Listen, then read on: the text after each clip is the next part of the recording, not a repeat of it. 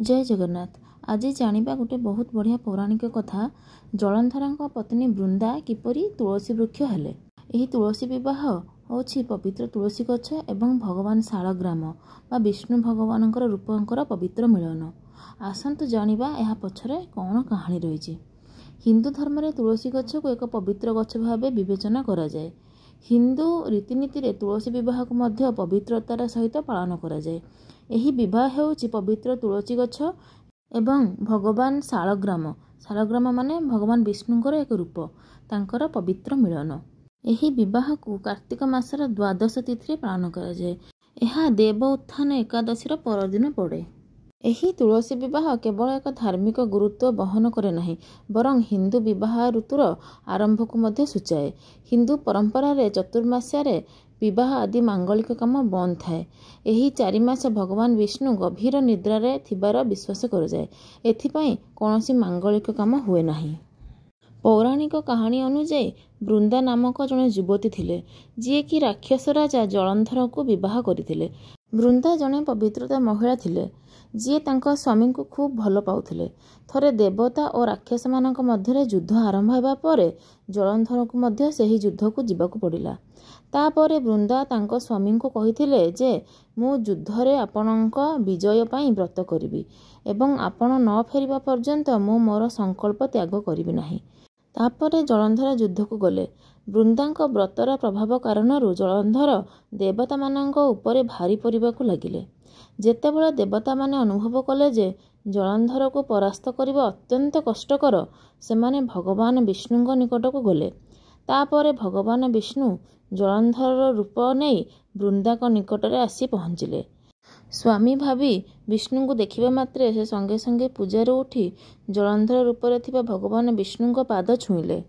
एहीपरि भावरे पूजा छाड़ी देबारु वृंदांकर संकल्प भांगीगला एवं युद्धरे जलंधर को हत्या करा जायथिला। एहा परे जलंधरଙ୍କ मुंड वृंदांक पाखरे आसी पड़िला। वृंदा बुझी पारले नाही जे जदि तले पड़िथिबा मुंडटी तांको स्वामींकर, तेबे तांको सामने थिबा व्यक्ति जनक किए। तापरे भगवान विष्णु तांको प्रकृत रूप को आसिले। एभली विश्वासघातकता द्वारा वृंदा गभीर आघात पाइले एवं से विष्णु भगवान को अभिशाप देले जे आपण पत्थर हो जातु। कुहा जाए जे एभली वृंदांक अभिशाप जोगु भगवान विष्णु तुरंत पत्थर रे परिवर्तन होइथिले। किंतु भगवान विष्णु पत्थर हो जावा मात्रे सबुआडे हाहाकार खेलीगला। तापरे माता लक्ष्मी विष्णुଙ୍କ अभिशापରୁ मुक्त करने वृंदा को प्रार्थना कले। एहा परे वृंदा देइथिबा अभिशापରୁ विष्णु को मुक्त कले एवं निजे स्वामी को कटा मुंड धरी देहत्याग करी सतीत्व प्राप्त हेले। कुहा जाए जे जेउठारे वृंदा सतीत्व प्राप्त होइतिले तांको पाउंसरू एक वृक्षर जन्म होइतिला। एहाकू भगवान विष्णु तुलसी ना रखिथिले एवं एहा मध्य कहिथिले जे शालग्राम नामरे मोर एक रूप एही पत्थर रे रहिबो, जहांका पूजा सबुबेले तुलसीଙ୍କ सहित कराजिबो। एहा सहित भगवान विष्णु तुलसी को एक वरदान मध्य देइथिले जे से तुलसी बिना से कौनसी भोजन प्राप्त करिबे नाही कि कौनसी भोजन जहाँ भगवान विष्णु को समर्पण हबो सेथरे जे तुलसी पत्र पड़ी नथिबो ताहा भगवान विष्णु केबे हेले ग्रहण करिबे नाही। कुहा जाए जे सेबेठारु तुलसींकर पूजा आरंभ होइथिला एवं कार्तिक मासरे शालग्राम सहित तांकर विवाह आरंभ होइथिला।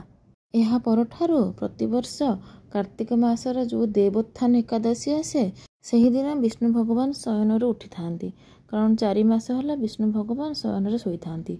तेणु एकादशी दिन भगवान निद्रा उठिला परे ता परदिन तुलसी विवाह अनुष्ठित होता है।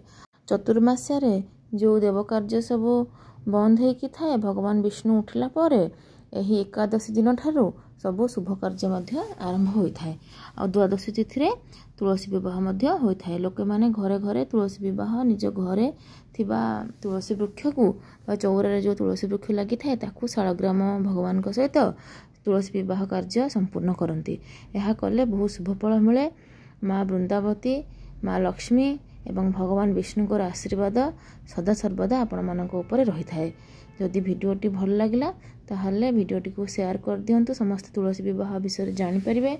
आउ एपरी नुआ वीडियो को देखिए जदि आपण मैंने चाहूँगी ताहले चैनल को सब्सक्राइब करदे आपण ये नुआ वीडियो सब देखिपारे। हरि ओम नमो नारायणाय।